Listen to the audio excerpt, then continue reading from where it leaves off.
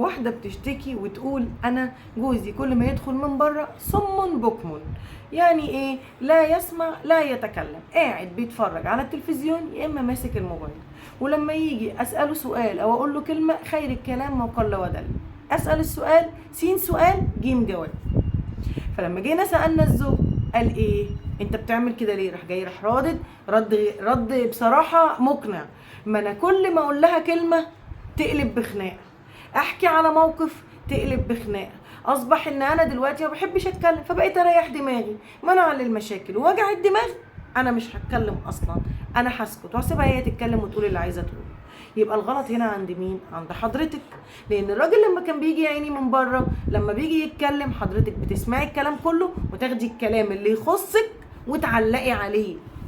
هو ده اللي انت بتقفي فيه، وهو ده طب ما انت عملت كذا، انت خارج من الشغل بدري وسبتي الدنيا كلها وسبتي الحاجه كلها اللي هو عملها ومسكتي فين؟ في اللي يخصك انت وقلبتيها بخناقه. فبقى يريح دماغه وما بقاش يتكلم وما بقاش يقول اي حاجه. يبقى هنا الغلط عند مين؟ عند حضرتك. اسمعي للاخر وريحي في الكلام، وبعد كده اعترضي زي ما انت عايزه، بس مش في نفس اليوم، اعترضي في وقت تاني. الفتي نظره للحاجه، خليكي زوجه ذكيه، خليكي واحده ذكيه.